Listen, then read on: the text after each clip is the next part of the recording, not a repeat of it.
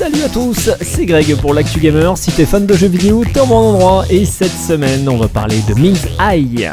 In his research, Dr. Morrison identified a paradox. Le prochain titre de Rockstar Games, Grand Theft Auto 6, plus communément appelé GTA 6, est-il vraiment à l'abri du moindre danger? Outre le fait qu'il a été reporté d'une année, il y a potentiellement d'autres titres qui seraient en mesure de lui faire de l'ombre.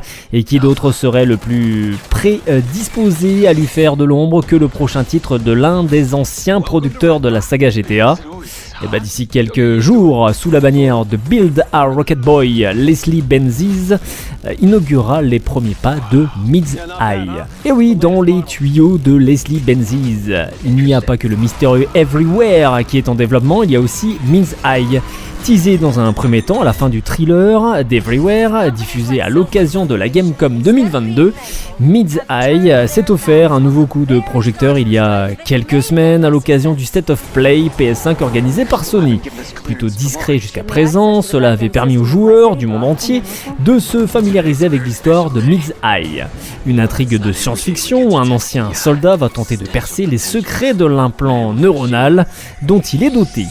Min's Eye sortira donc sur PC, PS5 et Xbox Series le 10 juin prochain.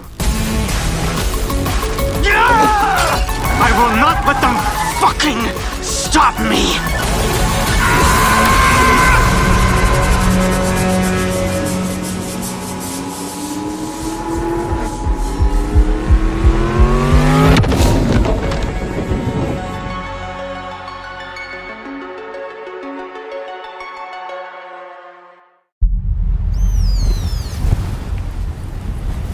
Et pour clôturer l'actu gamer, on va parler de Dune Awakening. So then, you're not quite dead. Dune Awakening débarque très bientôt sur PC. Funcom, son studio, compte le porter plus tard également sur PS5 et Xbox Series. Ceci après pas mal de jeux dans cet univers de science-fiction, tels que le premier Dune en 92, reconnu comme un véritable pilier du genre RTS Dune 2000 en 98, et Empereur, la bataille pour Dune en 2001, ou plus récemment Dune Spice Wars en 2022. C'est une narration alternative qui est proposée aux joueurs, un monde où Paul Atreides n'est pas né. Vous incarnez un personnage que vous pouvez compléter, personnaliser, l'apparence physique, à la planète d'origine en passant par la classe.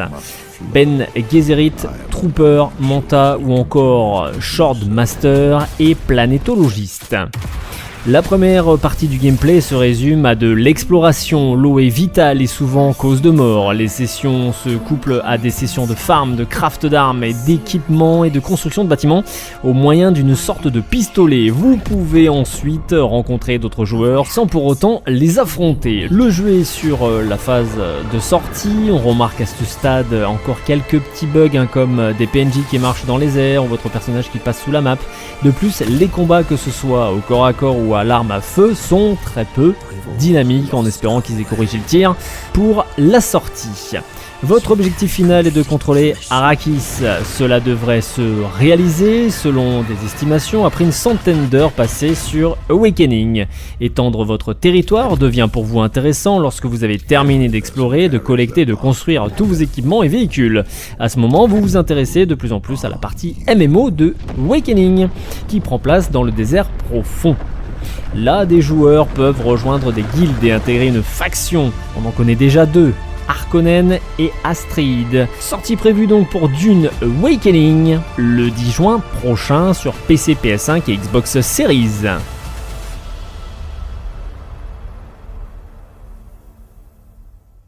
C'était Greg pour l'Actu Gamer, bon game et à la semaine prochaine.